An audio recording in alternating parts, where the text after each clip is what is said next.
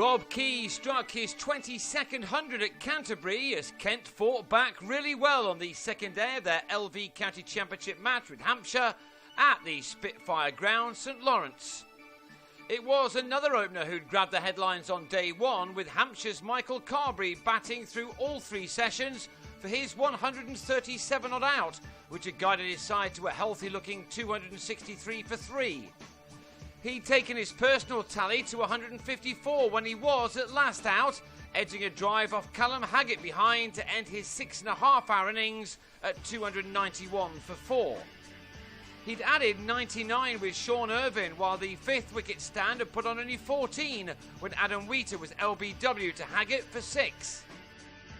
Irvine had resumed his innings on 23 and had been at the crease for a further 75 minutes by the time that he converted that into a 50 with a single off Charlie Shrek. Irvine had needed 115 balls to get there in a knot which had contained 6 fours. Debutant Adam Rouse didn't stick with him for too long. On 9, he was very well held by Geraint Jones behind the stumps off Darren Stevens. So Kent were having a good morning, but their progress was held up by Sohail Tanvir, who cut loose early on, superbly driving James Treadwell over his head for a straight 6. Irvine, meanwhile, had batted through the morning session but fell early in the afternoon one. Treadwell with his first championship wicket at home this summer, as a Zimbabwean was stumped on 72.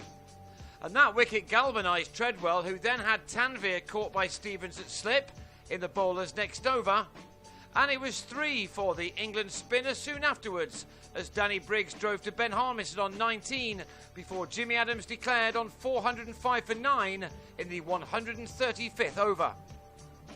It was a challenging total for Kent to respond to, and Key looked in excellent touch from the start, but he would have been mindful that he has made many a good beginning this summer without always going on to make a really meaningful contribution. He dominated an opening partnership of 37 with Sam Northeast, who on 8 lost his off stump to James Tomlinson. Tomlinson had bowled his side to success last time out, and he now also made life rather difficult for new man Daniel Bell-Drummond.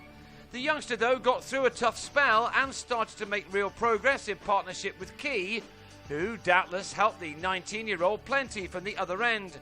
These two took their side into the last session with few alarms, and then they started to make severe inroads into the Hampshire total in the final session, with Key first completing his 5th 50-plus score of the summer off his 75th delivery, getting there with his 6th 4. He looked set to bat on this occasion. Perhaps the overhead conditions were not quite as good for the batsmen than they were on a cloudless first day, but the pitch was still very helpful for those holding the willow, and Key was determined to take full advantage, having missed out on the Hundreds Fest in Cheltenham last week. Bell-Drummond can be very pleased with his efforts too. He showed his skills with a delightful drive over long on for 6 off Briggs, on his way to his 3rd half century of the championship summer, which arrived off 103 balls with his 5th 4, a shot he made look ridiculously easy. There has been talk about this youngster for some time, and just perhaps this was becoming the innings to define his career.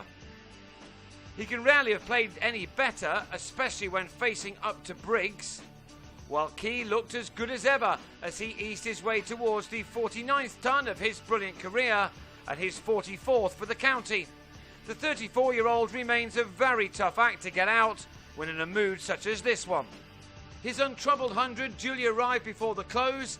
He guided Briggs down to 3rd man with skill to get the runs he needed to take him to 3 figures off 142 balls, 12 of which have brought in boundaries. Key and other members of the Kent top order are making the most of this heat wave and the flutter pitches to score some big runs of late. This after a rather indifferent start to their season this year.